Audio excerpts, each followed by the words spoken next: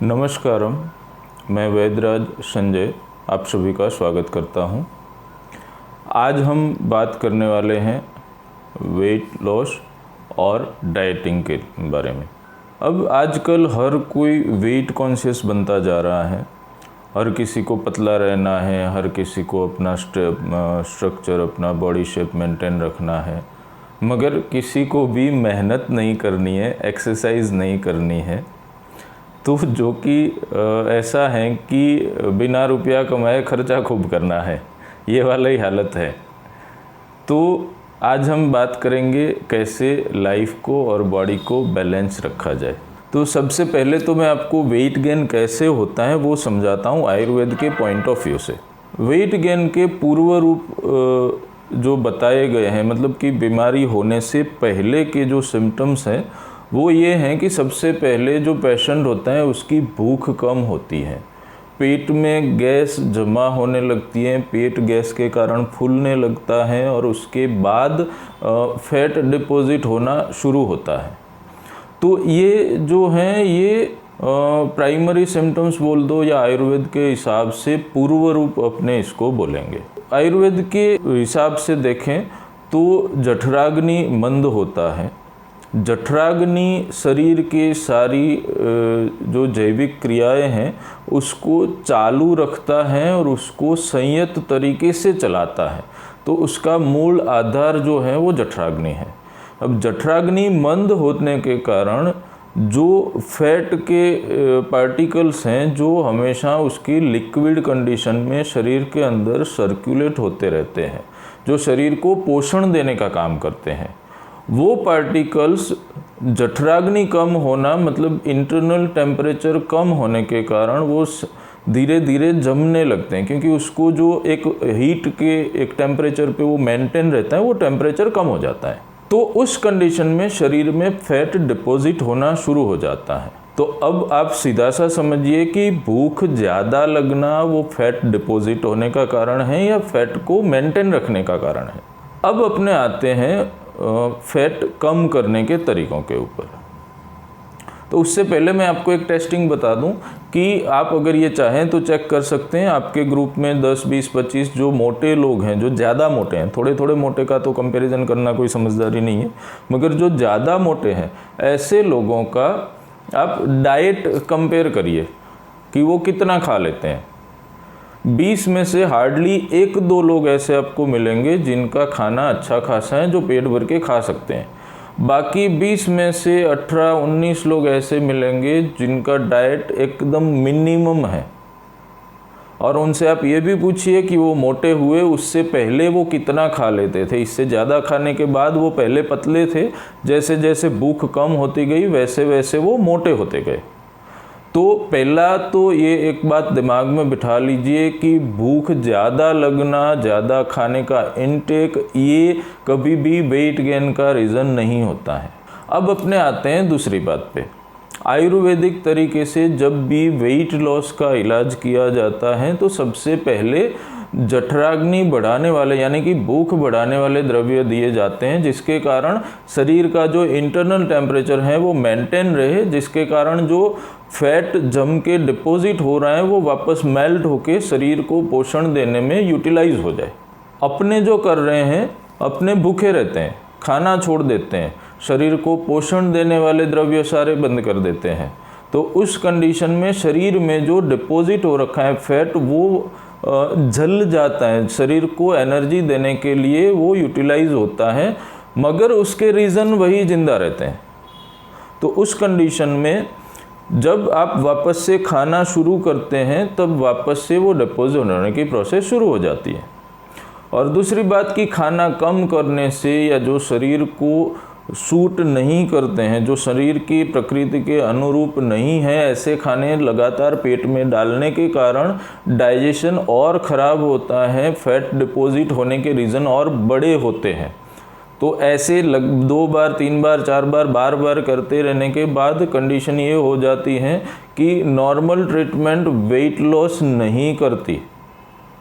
फिर उसके लिए बड़े ट्रीटमेंट, पंचकर्म या ऐसे सारे चिकित्साओं का ऑप्शन अपने को लेना पड़ता है। नॉर्मल मेडिसिन से फिर वेट लॉस करना मुश्किल हो जाता है। तो अब आते हैं अपने डाइटिंग के ऊपर। जब भी जो भी इंसान डाइट करता है वो वेजिटेबल्स के ऊपर आ जाता है, सूप, सलाद, जूस, फ्रूट, ये सब। तो अब अपने एक एक चीज़ की बात करते हैं। सूप और सलाद तो एक ही चीज़ हुए, वो वेजिटेबल्स से बनते हैं। अब आप एक बार गूगल पे सर्च करके देख लीजिए, सेल्यूलोज इन ह्यूमन डाइजेशन। इंसान के शरीर में सेल्यूलोज पचाने की कोई भी व्यवस्था कुदरत ने नहीं बनाई है, और जितने भी ग्रीन वेजिटेबल्स आप खा रहे हैं उसमें पानी के बाद 25 से 85% जितना सेल्यूलोज का परसेंटेज होता है। मतलब कि पानी निकाल दो तो उसके बाद का जो ड्राई मटेरियल बचता है उसमें एक बड़ा हिस्सा सेल्यूलोज का होता है। जब सेल्यूलोज शरीर में डाइजेस्ट ही नहीं होते हैं तो उसमें से न्यूट्रिशन शरीर को मिलना ये बिल्कुल भी समझदारी वाली बात नहीं है। ये सिर्फ इसलिए किया जाता है कि आपकी भूख शांत हो जाए मगर शरीर को कुछ भी मिले नहीं। तो एक तरह से ये खा पी के उपवास करने जैसा हुआ कि न्यूट्रिशन की सप्लाई रोक दी, मगर भूख के कारण जो दिमाग खराब होता है, जो परेशानी होती है, तो वो सब आपको फील नहीं होता। तो इसमें फ़ायदा कुछ नहीं हुआ। एक तरह से आप उपवास कर रहे हैं अगर वेजिटेबल्स खा के आप दिन काट रहे हैं तो। अब दूसरी बात करते हैं फ्रूट्स की। तो ज़्यादातर फ्रूट जो हैं वो आयुर्वेद में मंदाग्नि कारक बताए गए हैं। पहले मैंने आपको मंदाग्नि जठराग्नि का कनेक्शन फैट के साथ क्या है मैंने बता दिया कि जैसे जैसे भूख कम होती है वैसे वैसे वेट गेन होता है।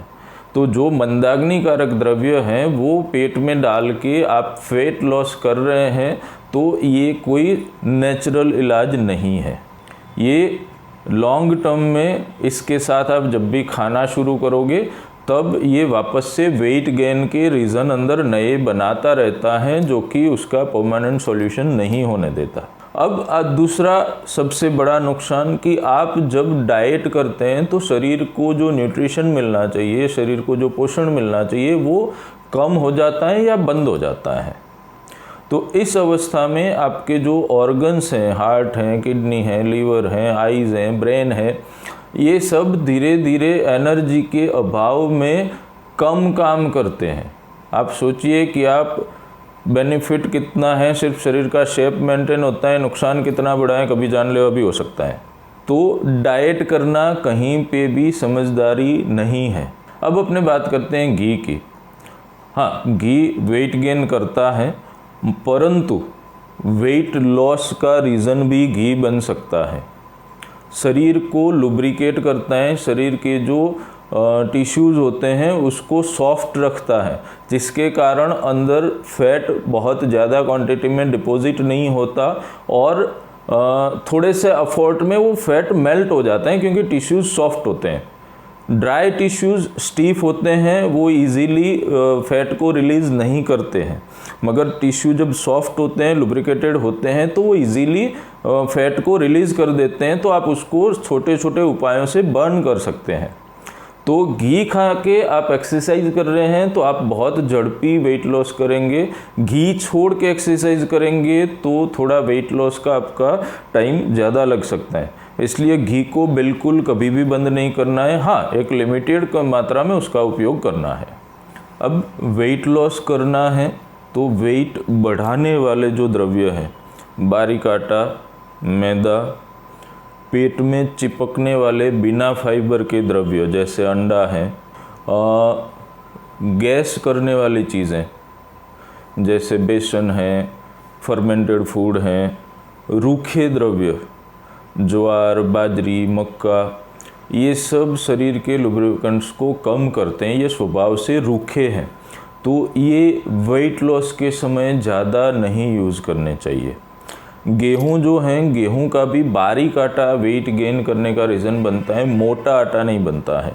तो आप गेहूं चालू रखिए मगर बारीक आटा बंद करके मोटा आटा खाना शुरू कर दिए। बॉइल्ड फूड जो है वो भी गैस करते हैं, क्योंकि जब भी आप वेट लॉस का कुछ नेचुरल तरीका यूज़ करते हैं, जैसे एक्सरसाइज हैं या कोई मेडिसिन लेते हैं वेट लॉस के लिए, तो वो भूख को बढ़ाता है। जब भूख अच्छे से लगे तब बॉइल्ड फूड खाने से गैस बनती है, जैसे चावल है, खिचड़ी है, दलिया है, तो ये सब चीज़ें जब अच्छी भूख लगी हो तब खाने से वो गैस को बनाता है। तो जब भी वेट लॉस कर रहे हैं तो बॉइल्ड फूड का इंटेक कम से कम रखना है। आप रोटी भाखरी या जो पराठा 70-80% खाने के बाद आप खिचड़ी दलिया खाइए तो कोई दिक्कत नहीं है। अकेला चावल या अकेला खिचड़ी या अकेला दलिया खा के पेट भरेंगे तो वेट लॉस का आपका प्रोसेस स्लो हो जाएगा। जिसमें अच्छे न्यूट्रिशंस हो वैसा कोई भी द्रव्य, जैसे गेहूं हैं, घी हैं, दूध हैं, चावल हैं। चावल का भी आटा से बनी हुई चीज़ें, थोड़े मोटे आटे से बनी हुई रोटी हैं या भाखरी हैं, ऐसा कुछ भी, तो वो सब वेट लॉस के लिए अच्छा है। बारीक आटा किसी भी ग्रेन का वेट लॉस में अच्छा नहीं होता है। फिर चीज़ है, पनीर है, मक्खन है, ये सब भी वज़न बढ़ाते हैं। आलू हैं, आलू भी वज़न बढ़ाता है। तो ऐसी जो चीज़ें हैं जो वेट गेन का रीज़न बनती हैं उसको छोड़ दीजिए। जागने सोने के समय आप एक डिसिप्लिन में रखिए। सूर्योदय से पहले जाग जाइए। रात को सूर्यास्त के बाद 4-4.5 घंटे बाद आप सो जाइए। दिन में सोना कम कर दीजिए क्योंकि दिन में सोने से वेट जल्दी गेन होता है। ठंडी चीज़ें जैसे आइसक्रीम है, कोल्ड ड्रिंक है, पीने का पानी है, ये ठंडी चीज़ें एकदम से इंटरनल जो टेम्परेचर होता है उसको ठंडा कर देता है। तो सडनली टेम्परेचर ठंडा होने के कारण आजू बाजू की जो मांसपेशियाँ होती हैं वो एकदम से सिकुड़ जाती हैं। तो उसके जो डाइजेशन सिस्टम के जो एब्जॉर्बिंग चैनल्स हैं वो काफ़ी हद तक उससे डिस्टर्ब हो जाते हैं, जो वेट गेन का एक और रीज़न बनते हैं। तो ठंडी चीज़ें जहाँ तक हो सके नहीं लेनी है। मैं एक बार फिर से कहना चाहूँगा कि भूखा रहना वो वेट लॉस का नेचुरल इलाज नहीं है। आप शरीर के न्यूट्रिशन सप्लाई को रोक के एक हेल्दी बॉडी नहीं पा सकते। तो अगर आपको वेट लॉस करना है तो आप एक डिसिप्लिन लाइफ जिए। सुबह सूर्योदय से पहले उठना, सूर्यास्त के बाद 3-4 घंटे बाद सो जाना, दिन में नहीं सोना, अच्छा हेल्दी खाना खाना, भूख लगने पर ही खाना और भूख जितनी है उतना ही खाना, और जो वेट गेन करे ऐसा खाना बिल्कुल नहीं खाना है। और नियमित एक्सरसाइज करिए। चिकनाहट वाले जो खाने हैं जैसे घी दूध वाला वो एक पर्टिकुलर मात्रा में ज़रूर से लीजिए, बिल्कुल बंद मत करिए और बहुत ज़्यादा भी नहीं खाइए। और बाकी हेल्दी लाइफ ही हर चीज़ का परमानेंट इलाज होता है। दवाइयाँ या डाइट ये किसी चीज़ का परमानेंट इलाज नहीं होता है। स्वस्थ रहें, निरोगी रहें। धन्यवाद।